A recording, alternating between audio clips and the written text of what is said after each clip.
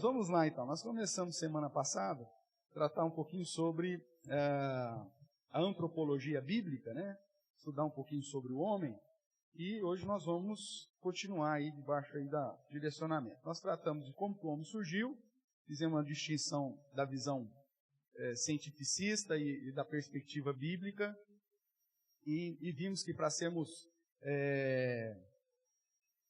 no mínimo, sensatos, nós teríamos que considerar ou aceitar a postura do criacionismo, no mínimo como também mais uma teoria. É lógico que nós que cremos em Deus e que já vivemos uma experiência com o Senhor, vai muito mais além do que simplesmente aceitar como uma teoria. Para nós é fato e verdade absoluta a existência de um Deus único, supremo, criador e que fez todas as coisas para a sua honra e para a sua glória.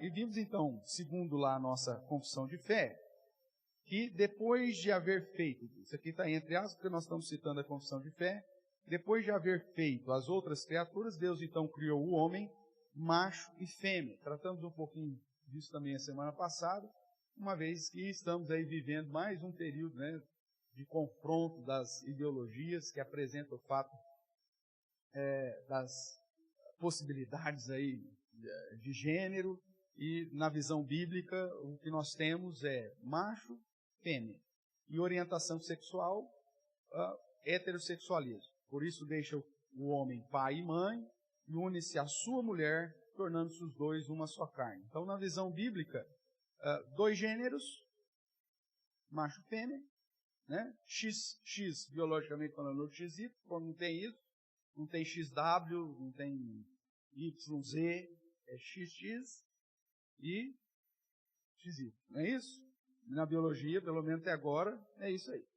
Então, e na visão bíblica é o macho e fêmea, não tem o que fazer, e a orientação sexual, heterossexualismo.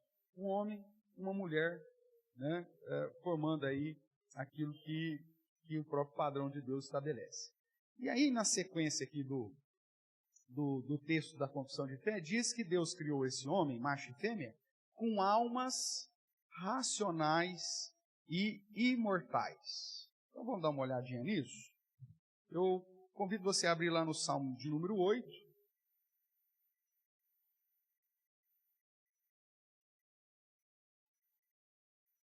Versos 5 e 6. Vamos ver esses 4 textos aí que a própria confissão de fé nos remete.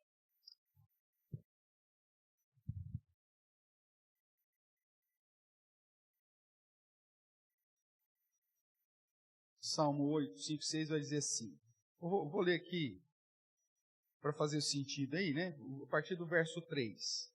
Quando contemplo os teus céus, obra dos teus dedos, e a lua, as estrelas que estabeleceste, quem é o homem que dele te lembres? E o filho do homem que o visites? Fizeste-o, no entanto, por um pouco menor do que Deus, e de glória e de honra o coroaste. Deste-lhe domínio sobre as obras da tua mão, e sobre os seus pés tudo lhe puseste. O contexto aqui, obviamente, é desse confronto da criação, das demais obras da criação em comparação ao homem. E quando nós vemos Davi aqui fazendo esse cântico, é lógico que os termos aqui têm que ser considerados dentro do gênero literário, né? Então, por isso que às vezes a música acaba trazendo aí algumas hipérboles, algumas questões exageradas, que é característico do gênero literário. Então, quando ele diz que Deus nos criou por um pouco menor do que o próprio Deus, refere-se toda a questão bíblica e teológica, que nós já vimos na semana passada, que resolveu Deus, então, criar o homem à sua imagem e semelhança, que significa que Deus comunicou conosco alguns do que mesmo? Atributos, ok? Então, nesse sentido, comparado com todo o resto da criação, somente os homens, genérico, mulher, é que receberam essa imagem e semelhança de Deus, ou seja, recebeu esses atributos comunicáveis, e por isso, em comparação com todo o resto que foi criado, nós somos a coroa da criação. Deus nos deu essa posição de domínio sobre todas as demais obras da criação. Então é nesse sentido. Então nós vemos que isso diferencia o homem das demais obras. Né? Uma coisa importante aqui a gente trabalhar, voltando aqui num texto que eu relembrei agora, vamos lá para Gênesis, capítulo 2, que trata da formação do homem.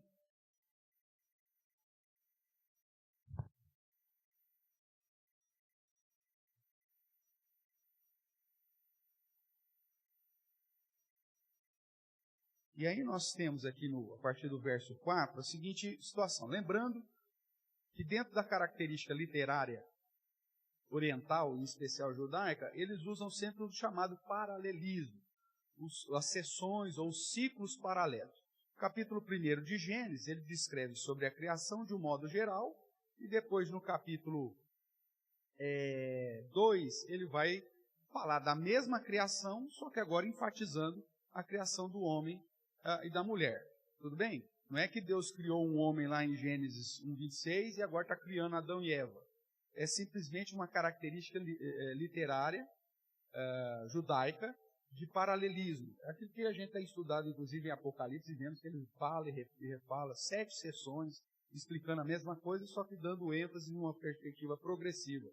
Também em Gênesis é usado assim. Então, capítulo 2, ele está falando da mesma criação, que já foi descrito de um modo geral no capítulo 1, só que agora dando ênfase na criação do homem. Então ele diz assim, essa é a gênese dos céus e da terra.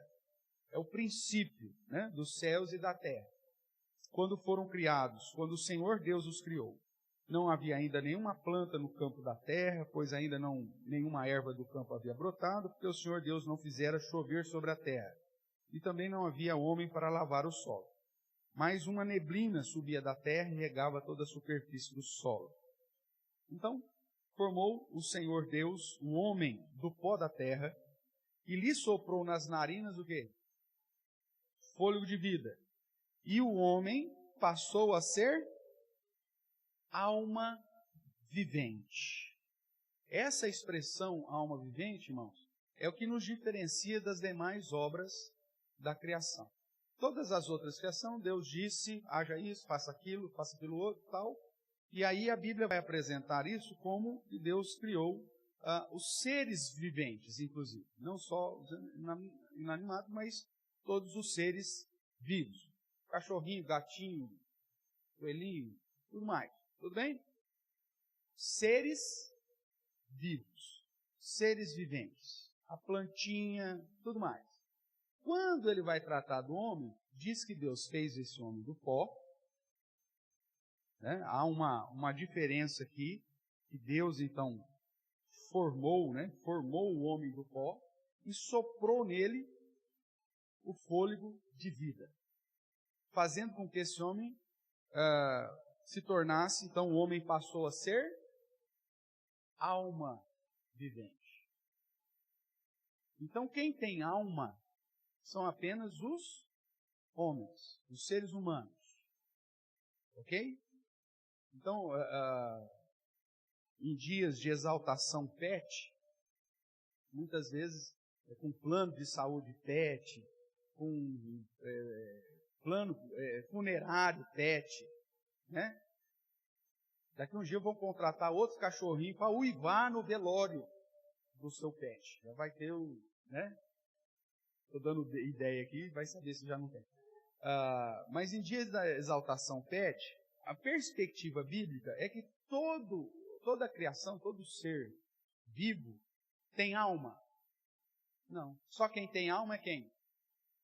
O homem, porque ele foi soprado em suas narinas o fôlego de vida de Deus. Por isso ele é alma vivente. Então, o Lulu morreu. Seu amigo, que alegrou lá por tantos anos, maravilha, que bom. Louvado seja o Senhor, porque criou esses animais, inclusive, para o nosso alento, para a nossa alegria.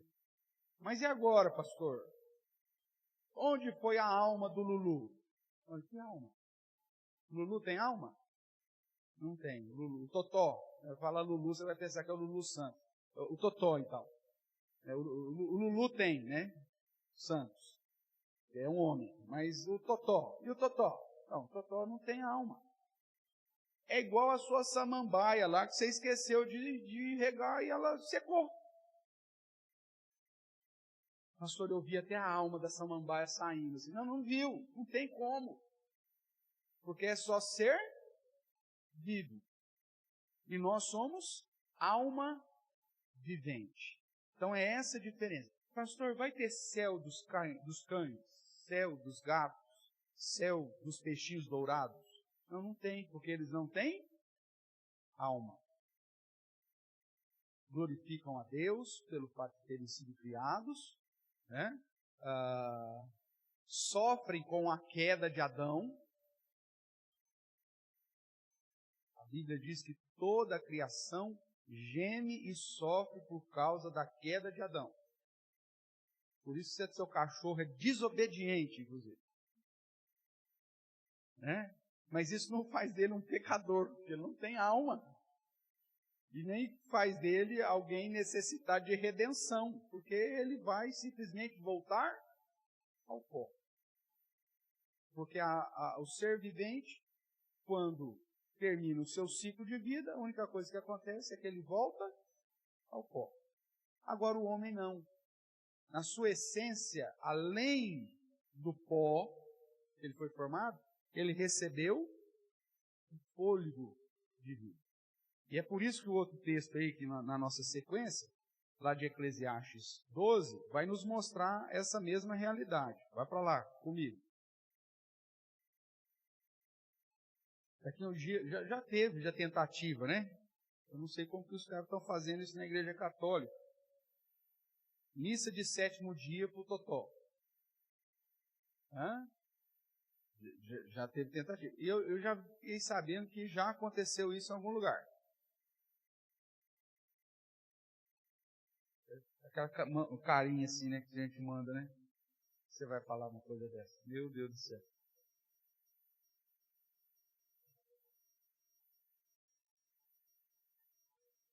Então, essa é uma crença, né, do hindu, né, hinduísmo e dessas religiões oficiais, orientais, melhor dizendo, que apontam para a realidade do politeísmo e tudo mais, panteísmo.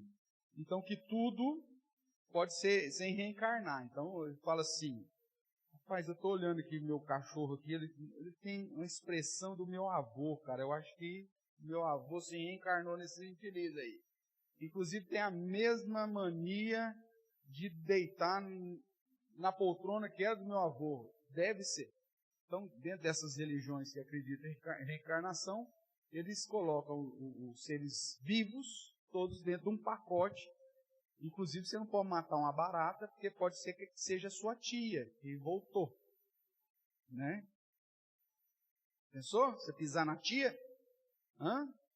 Então, por isso que você vai, por exemplo, lá na questão da Índia, você vai ver, os caras não matam nada, não pode matar nada. Porque eles acreditam que é dessa forma. Eles não entendem na perspectiva da diferença da criação e como Davi falou, colocar o homem como coroa da criação. Inclusive, se um mosquito sentar, um pernilongo sentar em você sopra, não mate. Ele pode ser o primo, que já foi alguns anos atrás. Tá?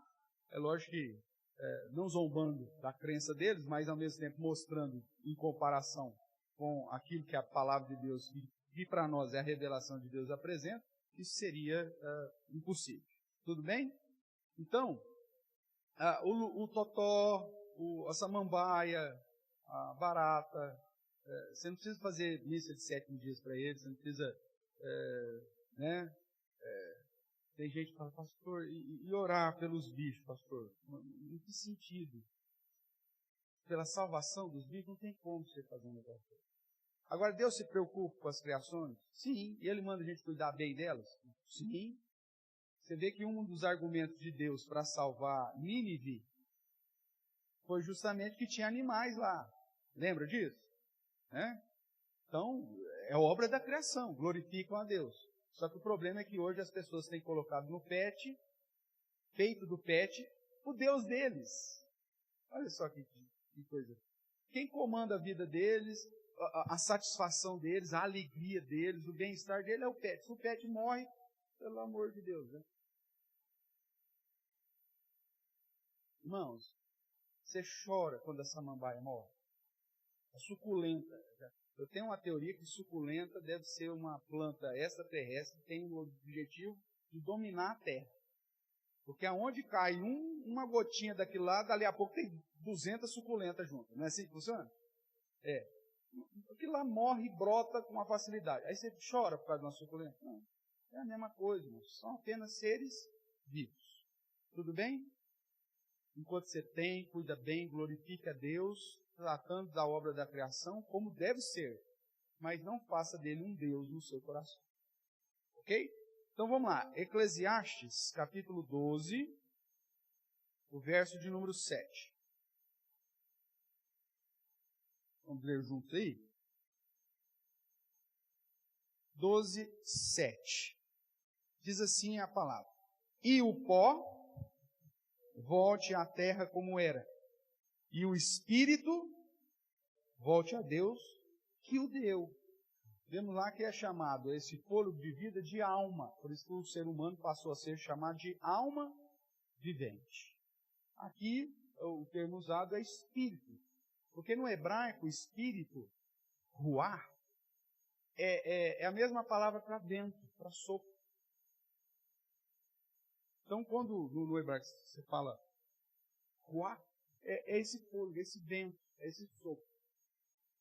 Então, a palavra espírito aponta para essa ação que Deus fez na criação do homem. Tudo bem?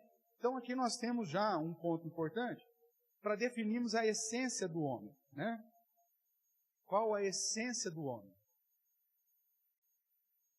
E nós vimos que Deus o criou, então, do pó da terra e soprou nele o quê? Fôlego de vida. Passou a ser alma vivente. Quando nós olhamos isso lá para a criação, quando nós olhamos para o final aqui, que é a morte, o contexto aqui de Eclesiastes 12 é a morte, né? Você não gosta de falar de morte. Então vamos falar aqui, vamos usar um termo aqui bíblico, aqui, já que você não gosta de falar de morte. Vamos ver aqui o verso 6. Vamos falar do fio de prata se rompendo. Tudo bem? Ou então nós vamos falar do copo de ouro se despedaçando. Ou do cântaro quebrando. Tá certo? Tudo isso aqui, ou se você quiser usar uma terminologia cultural, né? Tá com o pé na cova.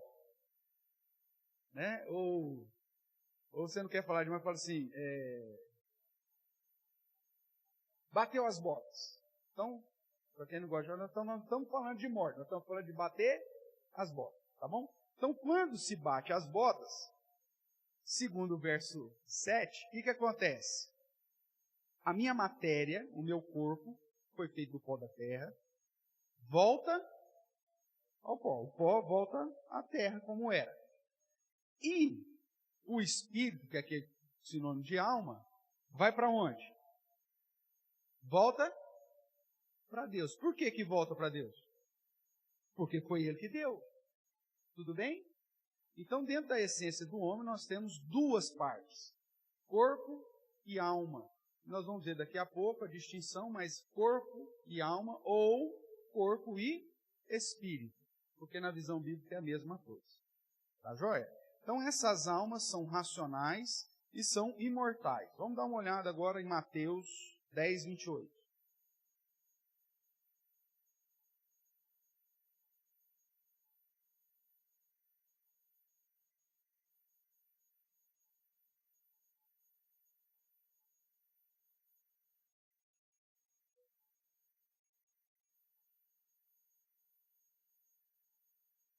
Jesus, né, falando aos seus discípulos, vai dizer assim no verso 28 de Mateus 10. Não temais os que matam o quê? O corpo. E não podem matar a alma. Temei antes aquele que pode fazer perecer no inferno tanto a alma como o corpo. Então, mesmo que você seja assassinado, é lógico que nós não queremos que isso aconteça, que Deus nos preserve para que realmente isso aconteça, mas a pessoa vai matar só o quê? O seu corpo. Porque a sua alma é imortal. Ok? É essa a ideia. E Jesus falou, olha, nós estamos sujeitos a isso, não tema isso não. Tema Deus. Porque Deus é o único que pode mandar para o inferno. Não só o corpo, mas como também a alma. Tá bom? E o outro texto aí para reforçar, Lucas 23, 43. Lucas capítulo 23, o versículo é 43 também.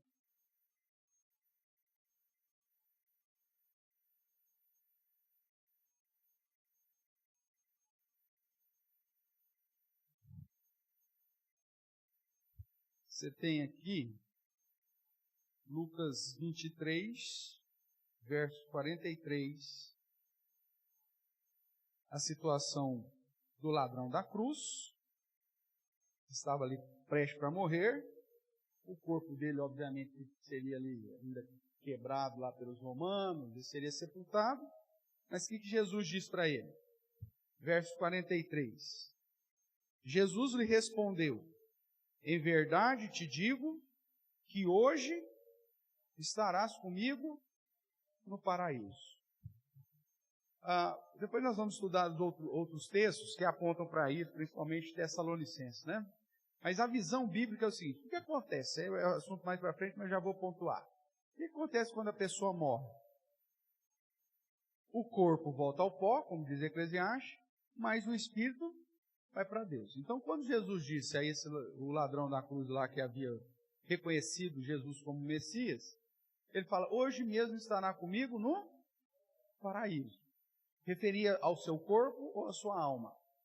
A sua alma.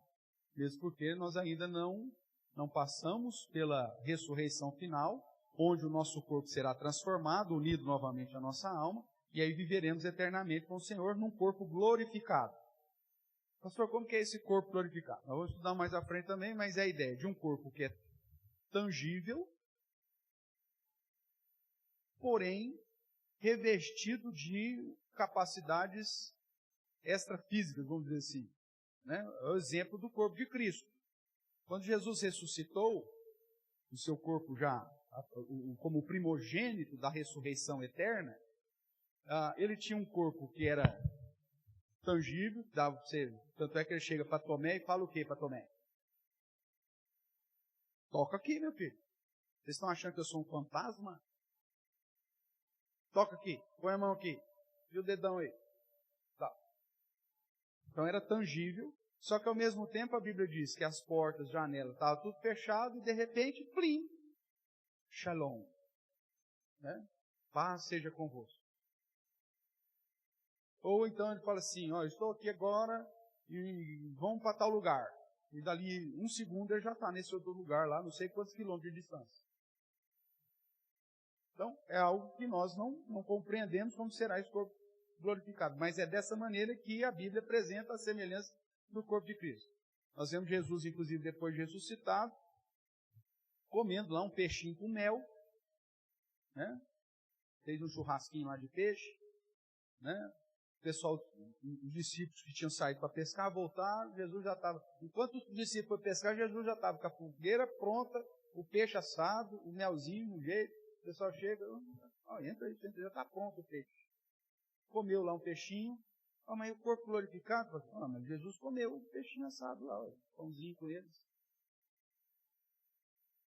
Então, dá para entender como vai ser esse negócio? Não dá. Só quando acontecer. Mas a Bíblia diz que então hoje, antes da ressurreição final, quando nós morrermos, nosso corpo volta ao pó, só que a nossa alma vai para a presença de Deus. Os justificados em Cristo, desfrutar já da presença de Deus, diante do altar do Senhor, aguardando o dia final. E os ímpios, guardado em lugar de juízo. A alma dos ímpios vão para a presença de Deus, mas não vão desfrutar da companhia do Senhor. Lembra lá do ensino do rico e o Lázaro? Lázaro foi para o seio de Abraão, é a ideia de alento, da presença de Deus. E o rico foi para um lugar de tormento, sem comunicação com o lugar do seio de Abraão. Né? E muita gente acaba confundindo lá, porque o rico, inclusive, ele não pede para ele voltar, ele pede para mandar Lázaro de volta. Ele já reconheceu que ele foi miserável mesmo, que não tinha outra coisa para fazer, que o lugar dele já era ali. Aí ele pede, Senhor, manda Lázaro de volta para falar para os meus irmãos, para não vir para esse lugar que eu estou. Aí qual que foi a resposta do Senhor para ele? Falou, meu amigo, não pode, ele já tem profetas, ele já tem Moisés e os profetas, ele já tem a revelação. Se eles não dão ouvidos a isso, paciência. Então são dois lugares distintos, intermediários. Por isso que Apocalipse vai dizer que no dia final, inclusive o inferno, que é esse lugar intermediário, que ficam as almas dos ímpios, já em castigo, esse inferno vai ser lançado no estado final de condenação, que é o lago de fogo e enxofre. Então, existe um estado intermediário, pastor? Sim. Um estado intermediário para os ímpios, que é chamado de inferno, um estado intermediário para as almas dos santos ou dos justos, que é chamado de céu. Agora, isso já é o destino final? Não.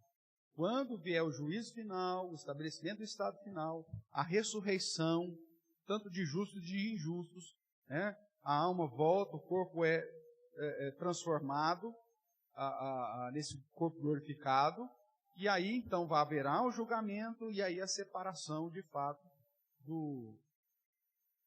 das ovelhas do bode, né? Dos servos e dos que não foram alcançados pela graça. Tudo bem até aqui? Mas então sempre mostra essa ideia da essência de Deus, ou melhor, da essência do homem em duas partes. Então, reforçando isso aí, vamos lá, essência do homem. Em teologia, você vai encontrar a discussão se o homem é dividido em corpo, alma e espírito, chamado tricotomista, por isso três partes, por isso tricotomista. A maioria das igrejas pentecostais aí vão seguir essa linha, né? Então, provavelmente, se você veio de uma igreja pentecostal, você já ouviu falar disso, que você tem corpo, alma e espírito, né? E aí aquela piada que já contei semana passada, terrível, né? Que é justamente usando Eclesiastes, se o corpo volta ao pó, o espírito volta a Deus, as almas penadas têm que ficar em algum lugar por aí, né? Para aqueles que defendem a ideia tri. Mas não é essa que nós defendemos. A segunda postura, dentro da teologia, é o dicotomismo, ou que divide a essência do homem em duas partes, né? Corpo e alma, ou corpo e espírito, apontando o espírito e alma como sinônimos.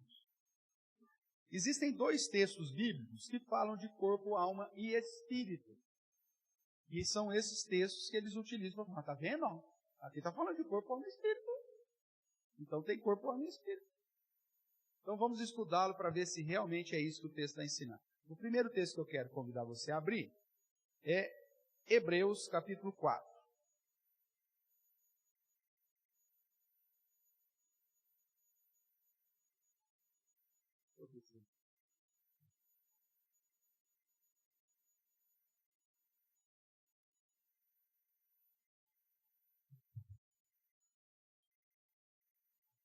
Hebreus capítulo 4, verso 12.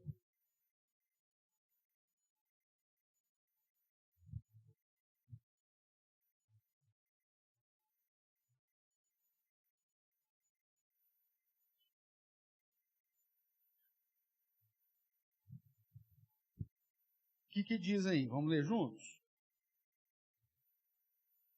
Porque a palavra de Deus é viva e eficaz, e mais cortante do que qualquer espada de dois gumes, e penetra até o ponto de dividir alma e espírito, juntas e medulas, e apta para discernir os pensamentos e propósitos do coração.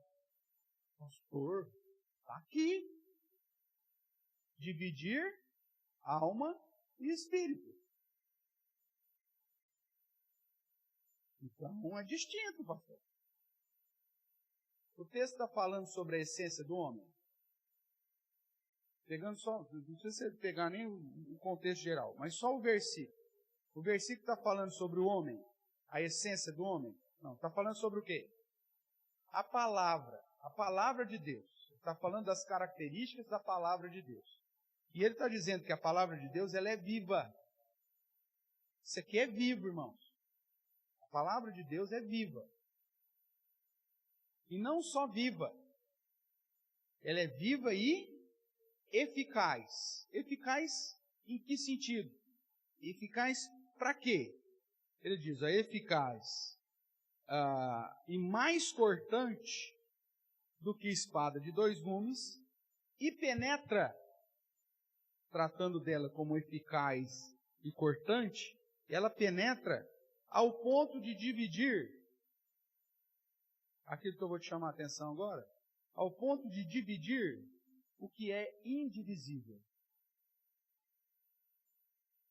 Esse texto não está falando que existe uma divisão entre alma e espírito. Ele está falando do poder das Escrituras de dividir aquilo que não deveria ser dividido. É só uma forma de expressar o fato de que a palavra de Deus ela é tão poderosa que até aquilo que é a mesma coisa, ela consegue discernir. Vamos fazer aqui alguns testes. Se eu chegar para você, numa conversa pastoral qualquer dia desse aí, num aconselhamento, eu chego para você e digo assim, faz tempo que a gente conversa, não, como estão as coisas? Qual tem sido seus pensamentos aí para a vida? Seus planos, seus pensamentos? Vai sair da sua casa, Juninho? Afinal de contas, 50 anos está chegando? Como que vai ser? E se eu chegar para esse mesmo Juninho e falar assim, Juninho, quanto tempo, que bom, veio na igreja, aí, ao invés de eu usar, quais são os seus pensamentos, seu planejamento, eu falo, qual que é o propósito do seu coração, Juninho? Tem diferença nisso? Se eu uso a expressão pensamento ou propósito de coração, ou dá para usar como sinônimo? Ou são sinônimos? Você consegue ver diferença? Fala para mim, pastor, meus pensamentos da vida é isso. O propósito do coração é alguma coisa diferente de pensamento que eu tenho para a vida. Tem diferença isso? Não. E nos termos gregos, a ideia é de situações sinônimas. Se eu pergunto para você quais são os seus pensamentos para a vida, eu pergunto qual que é o propósito do seu coração, provavelmente a resposta vai ser a mesma. Tanto é que você não vai fazer nem essa questão. Pastor, mas o senhor está falando do pensamento da vida, o senhor está falando diferente do propósito do coração? Não, você não vai nem fazer esse questionamento. Vamos pegar a outra duplinha que ele usou aí. Juntas e medulas. Os mais velhos falam, né, isso. Dor na junta. Meu Deus. Aí tem até a piada, né? É porque é a fase do junta tudo e joga fora. Mas não é assim? Fulano está na dor na junta. Ou estou com dor na coluna. Tem diferença? Ou na medula? Tradução que eles usaram um termo mais específico. Mas estou com dor na junta, dor na medula, isso significa dor nos ossos, do mesmo jeito. Nas cadeiras, podia pôr, né? Você, não, estou com uma dor nas cadeiras. Você fala, não, você sente a dor da cadeira? Não, é das minhas juntas. Não, mas você é carro agora para ter junta? Da minha medula. É a mesma coisa. E é nesse sentido que alma e espírito também é apresentado como sendo a mesma coisa. Então o foco de Hebreus 4:12 não é a essência do homem, dizendo que o homem tem alma e espírito divididos, mas que a palavra de Deus é tão poderosa, é tão eficaz, que mesmo você tentando esconder tudo de Deus, a palavra dele vai penetrar e vai separar até aquilo que para nós é indivisível. Tudo bem até aqui? Então esse texto não serve para você utilizar como um texto para definir a essência do homem, porque ele não está tratando da essência do homem, mas sim do poder da palavra. Dúvidas? Tranquilo? Tranquilo. 1 Tessalonicenses. Volta aí um pouquinho.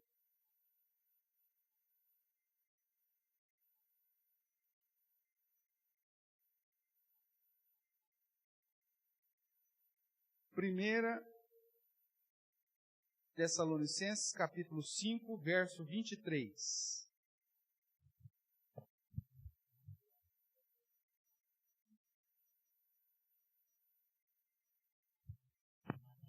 Vamos ler junto aí. O mesmo Deus da paz vos santifique em tudo, e o vosso espírito, alma e corpo sejam conservados íntegros e irrepreensíveis na vinda do nosso Senhor Jesus Cristo. Olha aí, pastor. Paulo faz a distinção entre corpo, alma e espírito. Ele está falando da essência do homem?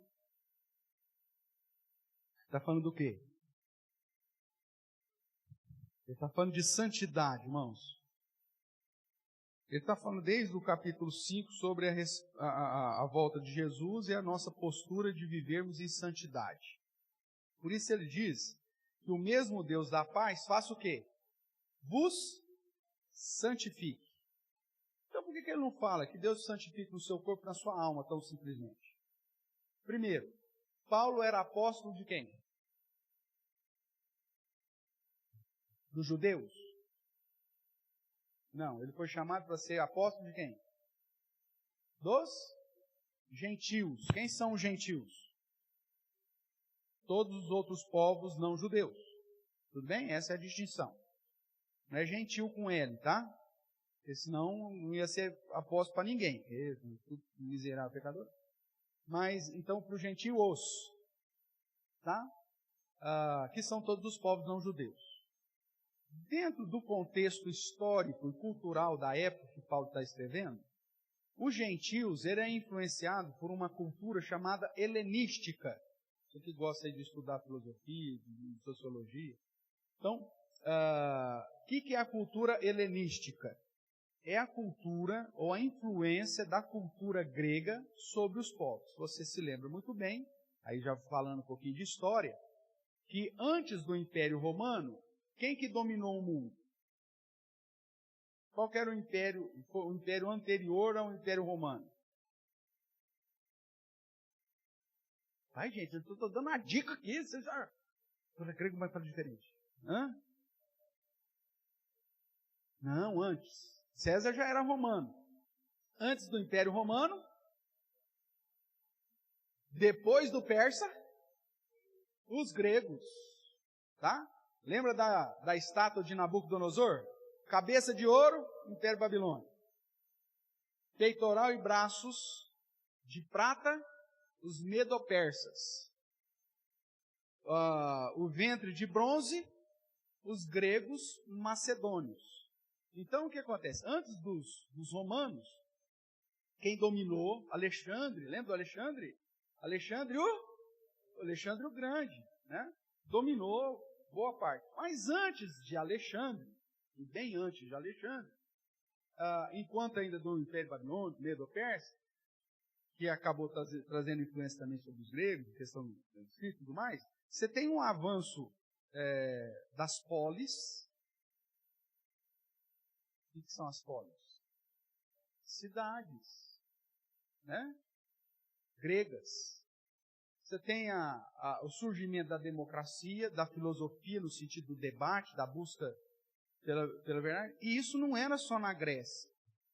Quando você vai estudar a Grécia Antiga, você vai ver que é praticamente toda uma região ali do Mediterrâneo, que receberam influência cultural desses gregos. Tudo bem? Essa interferência, essa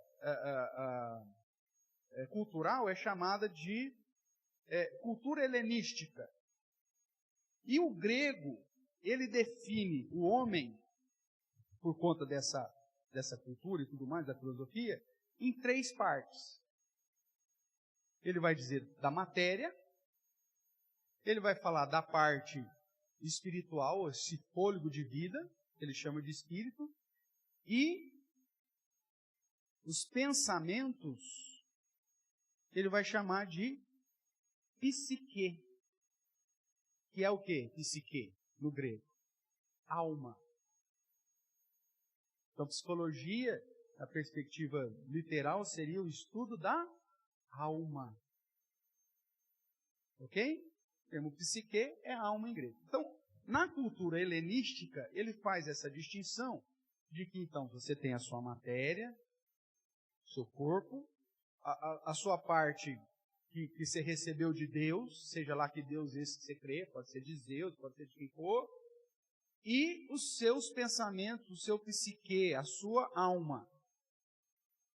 Então, Paulo está pregando para uma geração de Tessalônica que era influenciado pela cultura helenística, grega, que tinha um pensamento influenciado por essa cultura, que o homem era corpo, espírito e alma. Se eu chego para você, num contexto gentil, por que Hebreus não faz essa distinção corporal? Porque a carta aos Hebreus foi escrita para os judeus. Por isso que ele usa lá alma e espírito como algo indivisível. Porque na cabeça do judeu, alma e espírito é algo indivisível. Faz muito mais sentido lá em Hebreus você falar que a palavra de Deus é poderosa para dividir, separar o que não pode ser separado. O judeu fala, mas alma e espírito não pode ser separado. Então, isso é o poder da palavra de Deus. Pronto. Mas aqui agora, num contexto de uma comunidade gentílica, onde você tinha judeus também, mas a grande maioria eram de outros povos, influenciado por essa filosofia de que a alma, o psique, era algo distinto, se Paulo chega para eles e fala assim, olha, que Deus vos santifique no corpo e no espírito. Aqui que o Juninho Tessalônico que vai pensar. Fala, então, meus pensamentos, eu não preciso santificar. Eu vou santificar o meu corpo, as minhas atitudes, né, a minha comunhão com Deus, mas o meu psique, estou livre. Paulo mandou eu santificar só o corpo e o espírito. Então a psique está livre do processo. Então os meus pensamentos, oh Jesus, obrigado. É assim? Não. Dentro desse contexto cultural, então se fez necessário, inclusive Paulo falava, meu amigo, Deus vai te santificar por inteiro. Ele vai te santificar o seu corpo, suas ações, a sua comunhão com Ele, mas também o seu psique, que para o grego era a alma. No caso do judeu, você vai, por exemplo, para Eclesiastes, Salomão, ele diz que quando você morre contigo todos os seus planos. Então, usando a distinção que os gregos apresentam, né, é lógico, entendo o que eu vou falar aqui agora, pelo amor de Deus, hein, não dorme agora. Na visão, se a gente tentar comparar, é como se Salomão falasse que quando você morre, o seu corpo morre junto contigo aquilo que os gregos atribuem a psique. Morre contigo os pensamentos, os planos, os projetos, morre tudo. Só que os gregos chamam isso de as emoções, morre tudo ali. O grego chama isso de alma. Por isso Paulo, tratando a uma comunidade influenciada pela cultura grega e apontando para o fato da necessidade de ser santificado por inteiro, ele diz que Deus vos santifique, tanto o seu corpo, quanto o seu espírito, como também a sua alma, os seus pensamentos, o seu psique, os seus projetos, os seus planos, os seus sonhos, ou seja, que Deus os santifique em tudo. Eu posso usar esse texto para dizer que a essência do homem é dividida em corpo, alma e espírito, como se alma e espírito fossem questões espirituais ou imortais? Não. Se eu vou dividir na perspectiva de que é corpo, o espírito ou alma, que eu posso chamar, e ainda fazer a distinção dos meus pensamentos, como alma, usando aqui o padrão grego, então para você, se você quiser fazer essa divisão, tudo bem. Mas na perspectiva bíblica da essência do homem, são apenas duas partes. Por isso que Eclesiastes diz: o pó volta à terra que o era, e o espírito foi a Deus que deu, e não tem mais o que se falar. Porque no próprio texto de Eclesiastes, Salomão já disse que quando você morre, morre contigo todos os seus planos, pensamentos, projetos e sonhos. Por isso, o que você tem que fazer na vida, você tem que fazer agora. Se você tem um projeto para glorificar a Deus, para exaltar a Deus, para servir o Senhor, você tem que fazer agora. E depois que você morrer, não dá mais. Davi também usa essa mesma ideia. Senhor, depois que eu morrer, quem que vai te louvar? Ah, mas não vamos louvar no céu? É lógico, mas o que ele estava falando era da atividade de adoração aqui. Tudo bem? Tranquilo até aqui, irmãos? Sim ou não? A essência do homem, então, dividida em duas. Pastor, o que isso tem a ver com o meu dia a dia? O que isso traz de aplicação para o meu ser, o meu viver?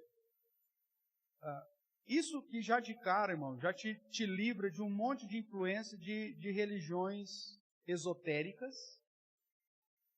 e de religiões orientais que vão te fazer essa divisão na mesma linha aí, né?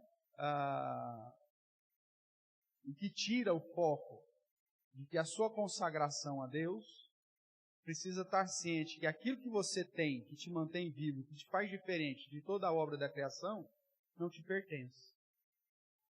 Veio de quem? Veio de Deus. E que é a única parte sua que é eterna. O pó vai voltar ao pó. Agora a alma não. A sua essência definitiva mesmo que depois da ressurreição você vai receber um novo corpo. Pastor, com quantos anos eu vou voltar? Não sei, não me pergunte isso que a Bíblia não fala. Eu não sei. Pastor, mas eu vou continuar com esse narizão? Não sei. Se o narizão for fruto do pecado, então não vai ser. Porque tudo que for fruto do pecado vai ser retirado. Agora, se o narizão não for fruto do pecado, é só o seu jeito feio de ser mesmo, então você vai continuar com ele. Só que você não vai ter problema no céu com o seu narizão, porque lá ninguém vai olhar para você e falar assim, que baita nariz você tem. Não, está todo mundo lá de boa, tá? Mas se porventura, pastor, eu sofri um acidente e eu perdi a orelha. Então provavelmente você vai ter orelha lá, com certeza, tá bom? Mas, porque tudo que é consequência do pecado vai ser retirado, né? O Mauro vai correr a São Silvestre Celestial. Toda deficiência, qualquer coisa, né? Essa é a promessa. Então, nesse ponto aí, maravilha. Agora, na questão de quantos anos você vai voltar, né? Alguns teólogos falam, não, deve voltar todo mundo com 33 anos, que é a idade que Cristo morreu. Você tem base bíblica para dizer isso? Não tem. Então, né? Não tem jeito. Como vai ser, então? Não sabemos. Nós temos alguns detalhes que Paulo nos apresenta em 1 Coríntios 15, que aponta simplesmente para que esse corpo, ele é um corpo glorificado. Ele não tem dor, não há mais doença, não há mais sofrimento. É isso que a Bíblia, de certa forma, nos aponta. Tudo bem? Para reforçar a postura dicotomista, nós já lemos esses textos, né? Gênesis 2:7, que diz que Deus criou o homem do pó da terra e soprou nele o fôlego de vida e passou a ser alma vivente. Então, na criação, pó da terra e fôlego de vida. Só duas coisas. Eclesiastes 12:7, na morte, o pó volta à terra e o espírito vai a Deus que o deu. Só duas partes. Mateus 10:28, não se preocupe com aquele que pode matar o corpo, porque eles não podem matar a alma. Se preocupe com aquele que pode lançar no inferno tanto o corpo quanto a alma. Então, dentro da questão da essência de Deus e da salvação, é sempre a perspectiva dupla, ou dicotômica, corpo e alma. Calvino disse o seguinte, que o homem é composto de duas partes, a alma e o corpo. Não se pode duvidar. Sobre a alma, eu entendo ser uma essência imortal. E ainda que criada, é a parte mais nobre do homem. Algumas vezes, na Escritura, a alma é chamada de espírito. Então, dentro da nossa visão, a essência do homem é só duas partes. Eu tenho aqui alguns minutinhos ainda, só por uma questão de curiosidade. Não sei se você tem essa curiosidade. Como que a alma é formada? Deus vai lá na maternidade e sopra na narina de todo bebezinho? Por isso que dá um tapa assim para ver se o fôlego já chegou? Será que é ali que acontece? Como que acontece? Já pensou nisso aí já alguma vez? Tem interesse? Não, a gente pode acabar a aula agora. Não problema? Então tá bom. Existem algumas teorias, uma vez que a Bíblia, obviamente, ela diz que Deus cria a alma, né? Ele soprou no primeiro homem, mas você não tem depois expressões claras no fato de que como que isso é feito. Davi vai dizer lá no Salmo 139 que Deus nos viu a substância ainda informe, e Ele teceu cada um de nós no ventre da nossa mãe. Então, que a alma, em última análise, tem a fonte em Deus, então isso é inquestionável. Só que como isso acontece? Existem pelo menos, na literatura aí, teológica, 3 teorias. E eu já trabalhei isso com vocês, já apresentei que eu defendo uma 4ª teoria. Isso aí é o teólogo Hércules aí se aventurando. Então, quais são? A primeira teoria, quem tem a apostila aí, eu estou na página 57, na nota de rodapé. A primeira teoria é chamada de criacionismo. E essa teoria afirma que Deus cria uma alma para cada indivíduo no momento que ele é gerado. Qual que é a dificuldade do criacionismo? A palavra do Senhor diz que toda a obra da criação já foi acabada. Então, se Deus, para cada concepção, ele fosse criar uma alma, nós esbarraríamos no fato de que a Bíblia diz que Deus, a sua obra já foi completada. Deus não está criando mais nada novo hoje. Tudo bem? Ele descansou no 7º dia de toda a obra que tinha feito. Então então não pode ser criacionismo. Então o que vem a ser? A segunda postura. Você vai encontrar o pré-existencialismo. Basicamente hoje é defendido pelos testemunhos de Jeová, talvez? Que é o salão das almas. Então, como que Deus já criou todas as coisas, ele não pode criar nada novo, porque a própria palavra de Deus diz que é assim que funciona. Então, o que Deus fez? Numa dimensão qualquer aí, existe um salãozão, com um monte de gavetinha, com todas as almas criadas. É lógico que aqui eu estou só imaginar a situação. E aí tem um anjo lá que fica lá. Meu Deus do céu. Olha lá, estão se beijando. E agora? Vai fazendo, vai. Meu Deus, vai. Qual que é o número da alma agora? A alma, número 10 bilhões, não sei. Vai essa aqui então. Vai lá, pronto ou não pronto? Aí pega e no momento da concepção, então vão lá e puseram a alma no momento da concepção. Essa é a postura do pré-existencialismo. Ela tenta resolver o problema de que Deus não cria as almas e que as almas então estão todas criadas e que aí então, num determinado momento da concepção, um anjinho vai lá, pega a alma e tem um filminho disso? Eu não conheço. Muito novo. Soul? Da Disney? Então, está usando uma teoria da criação da alma. Aí que é próprio espírito. Então no desenho tem lá o salão das almas.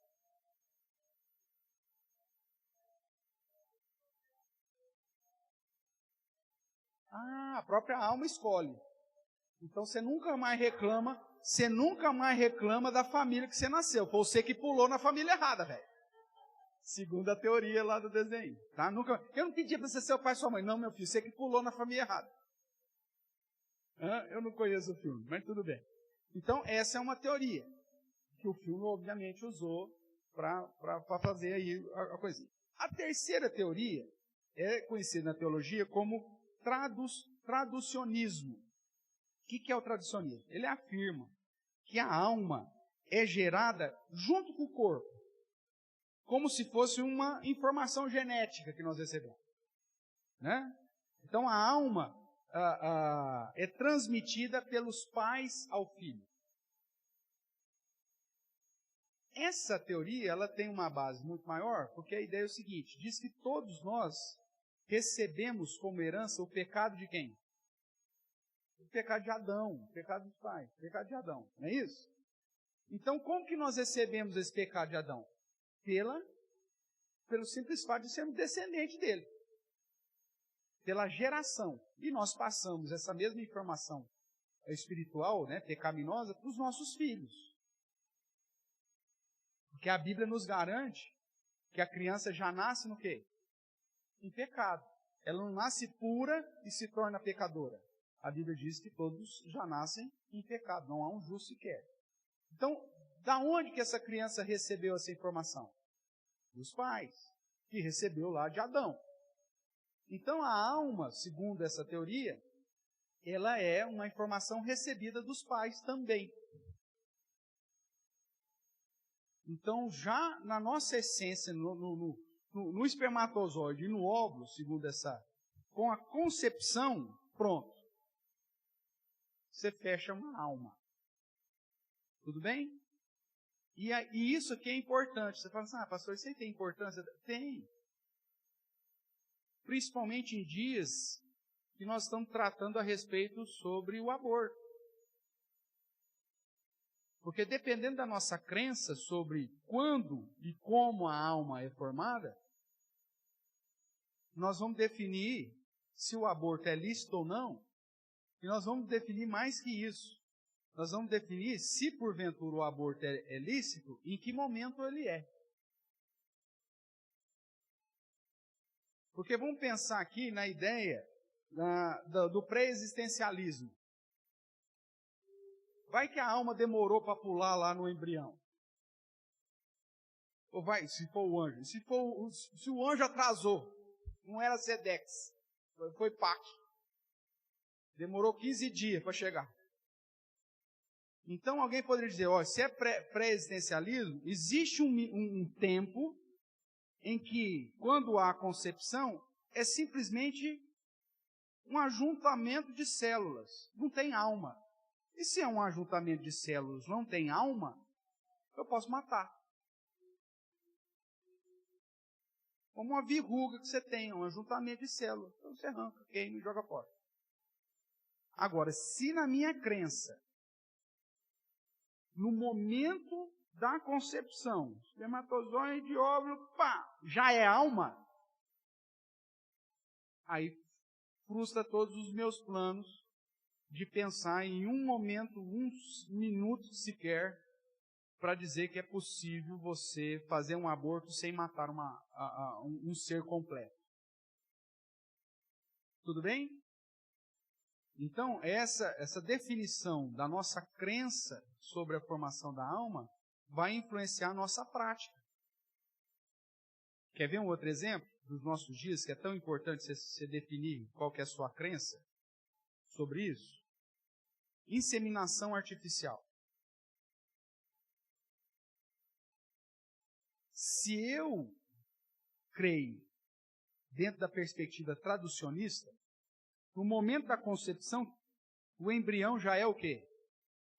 Uma vida, alma. Já tem alma ali. Aí você está com dificuldade de engravidar. Aí você vai utilizar desse mecanismo que a ciência te proporciona. Tem pecado nisso? Nenhum. E aí, então, você vai lá e coleta os seus óvulos. 12. Meia dúzia de óvulos. Enquanto ele é só óvulo, é vida. Mas aí, você vai lá, o médico fala, nós vamos fecundar todos. Porque a gente não sabe qual vai vingar. Então tá bom. Aí pega lá o espermatozoide do seu marido, vai lá e fecunda. O que é aquilo lá na perspectiva espiritual? Alma. Uma alma formada, uma vida. Aí você pega e fala assim, não tem mais dinheiro agora, pastor. Eu pus 1, não deu certo, pus 2, não deu certo. Tem mais 10 lá. O que nós faz com isso, pastor? Na perspectiva espiritual, o que é mesmo, irmãos? Alma, é vida. Se você fala assim, não, pode descartar. Joga na privada da descarga. O que você está fazendo com 10? Matando. Então, se você for fazer, meu amigo, esteja certo, você vai pôr os 10. Se Deus não confirmar nenhum, Deus continua sendo soberano. Mas uma coisa você pode ter certeza. Você vai chegar no céu, e você vai ter 10 ou 12 filhos lá.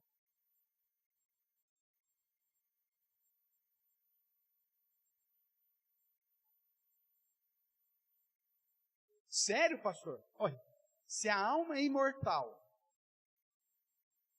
e mesmo que seja só um embrião, o embrião morreu, o que aconteceu com a parte física daquele embrião? O pó volta até que era. Mas e a alma? Mesmo que não viveu quase nada, não importa. Essa alma vai para onde? Vai para Deus. E se é filha de crente, está dentro da aliança. Olha que coisa maravilhosa. Ou assustadora, não sei qual é a sua perspectiva. Para mim é maravilhoso. Então, aquele casal que tentou, já fez, não sei o quê, não sei quantas inseminações, e Deus fechou a porta, não teve, nenhum vingou, não nasceu nenhum.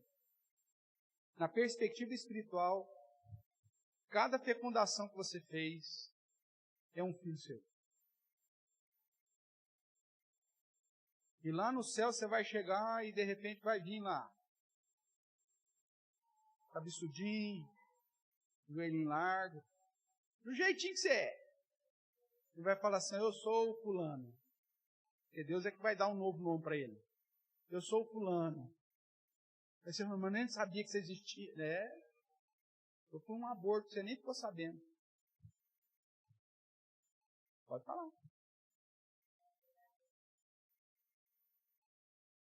Veja, o seu modo de entender sobre a alma, a essência do homem, e a sua crença bíblica sobre isso vai mudar a sua prática de vida.